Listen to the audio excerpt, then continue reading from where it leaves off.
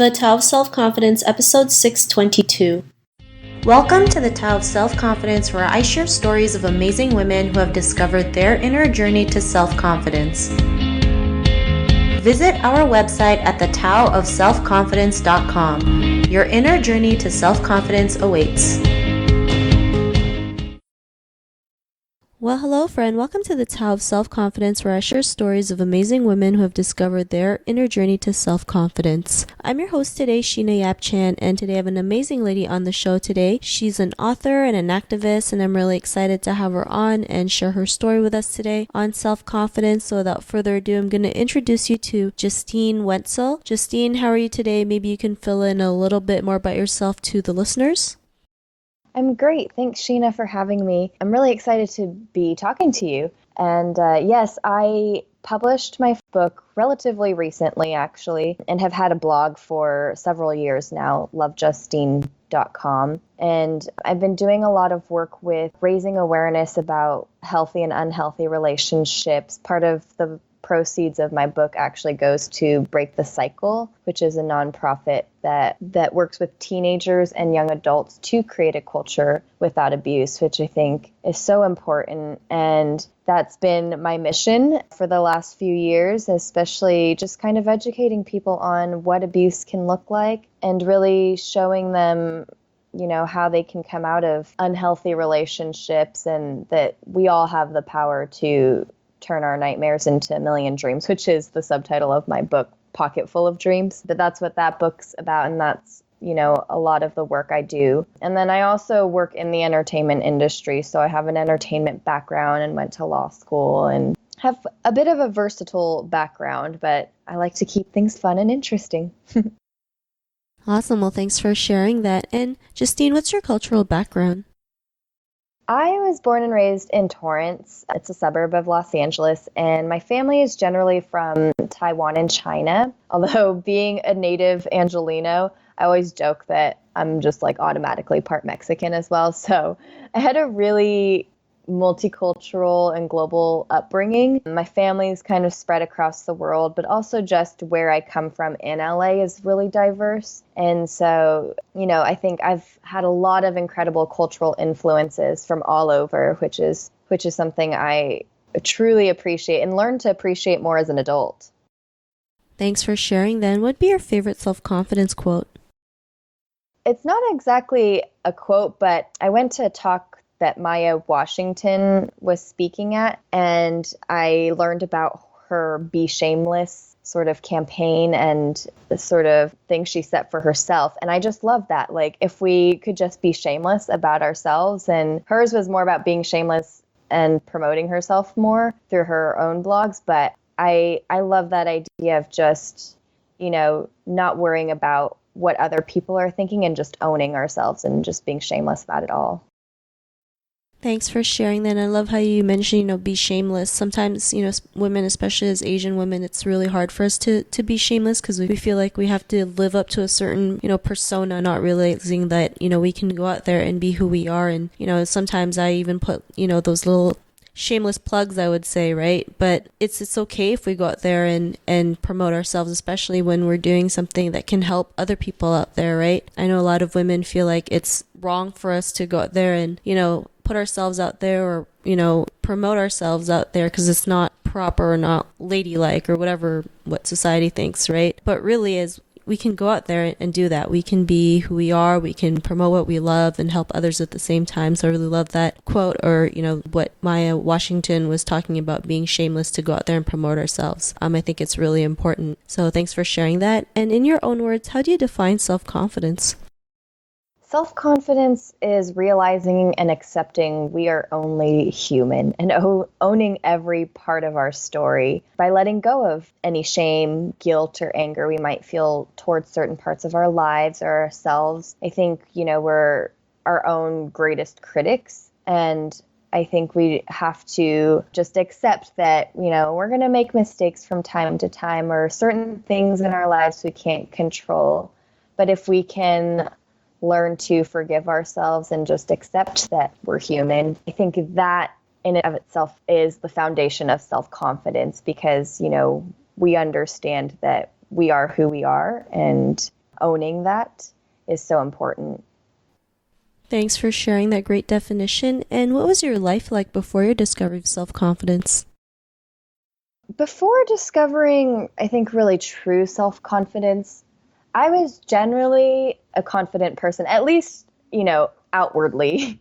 I think people generally viewed me as a confident person because I was just always really ambitious, always a dreamer, and doing a ton of different things. And I think some of that was learned through, I did a lot of acting growing up and theater. So I just kind of learned to pretend to be confident in certain situations, like giving speeches in class or in large at art or for larger audiences. And I think that some of that sometimes transformed into true confidence. It's sort of like fake it till you make it. Or like I like to also say just like think confident and be confident. But some of that confidence was also just in my ability to do good work. I knew I was a hard worker.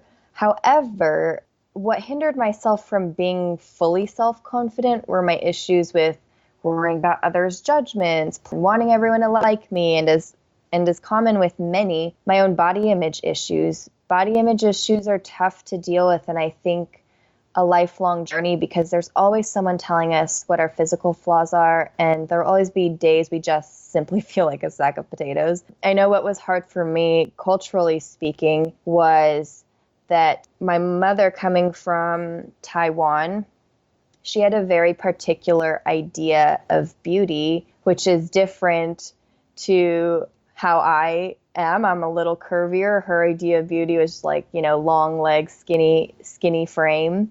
And that's just not how I was post-puberty. And so battling that and just kind of turning towards J-Lo really and finding self-confidence elsewhere. But again, battling like cultural, and the media does the same too, but battling these ideals of beauty that we've all created, that was really hard. And I think that's something I've just struggled with a lot in the past. Thanks for sharing that. And I think that's something most women deal with, the body image issues, especially like you mentioned, right? Most people think Asian people are like really skinny and, like thin frame. So it's like if you're bigger than a size 0, like something's wrong with you, but there's nothing wrong with you, right? You were beautiful just the way you are, and we're all different, right? We all are made differently, and that's fine. It makes us who we are. And it was that point in your life when you realized you can go out there and be who you are today. Like, what was that aha moment? I've had a few, and I'm thankful that they come at different stages in my life. But one happened shortly after I'd gotten out of a really abusive relationship, which is what I write about in my book, Pocket Full of Dreams. My family and I decided to go to Paris and London for a getaway. I just needed to get out and like get myself together. And it was a really strange experience.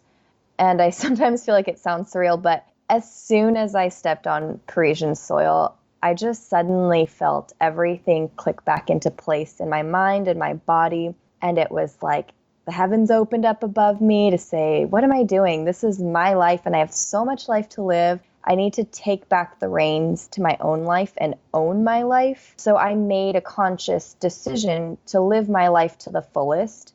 And I think making that decision set a confident tone for how I was going to live my life that point onward.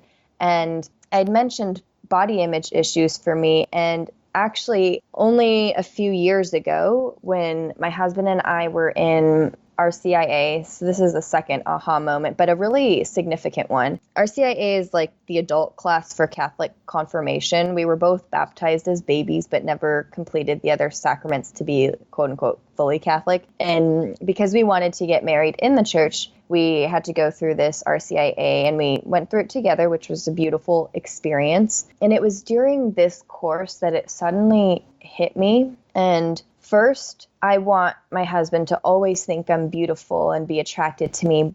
But I realized, how can he do that if I don't feel that way? If I'm always negative about my body, that negative energy will eventually wear him down. And no matter how much he tells me I'm beautiful and that he loves me, it won't matter because I don't feel it and I don't know it. So I knew I had to love myself so that he could love me too, or at least so that I could fully feel his love. And secondly, I also thought, well, God loves me so much, and how could I hate something he created and loves so unconditionally? And so as we prepared for Lent that year, I decided the thing I was going to give up was negative self-talk, and that is something I constantly practice now. I'm not always great at it, but I'll always stop myself or apologize to myself if I've said something negative towards myself. And I think having trained myself with that, that's really helped a lot with the confidence and just sort of reboosting myself as needed.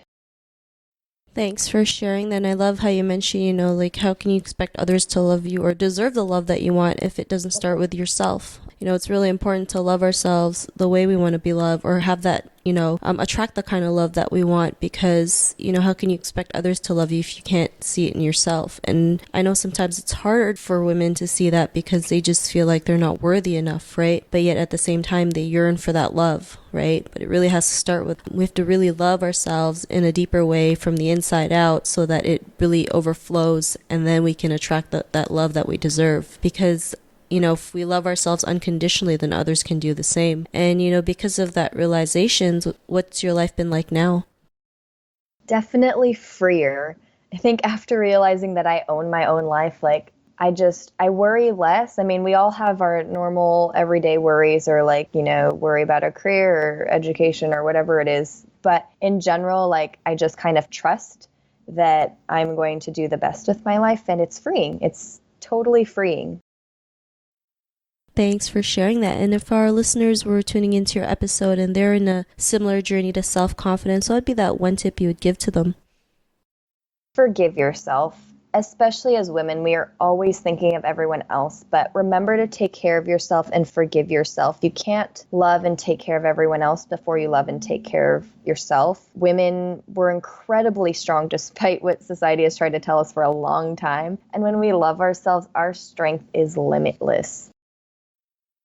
Thanks for sharing that great tip. And I also, believe that, learning to forgive yourself is really important. We're really great at saying sorry for so many other things, but we forget to, apologize for ourselves for just being too hard on ourselves or judging ourselves in a wrong way, like being our own worst enemy. We should really be, our own best friend, and realize it's okay for, if stuff happens or if we make that mistake, let's just, kind of pick up and move on and just, keep loving ourselves. So thanks for sharing those great tips. And if our listeners wanted to get to know a little bit more about you and what you do, is there any links or social media profiles we can connect with?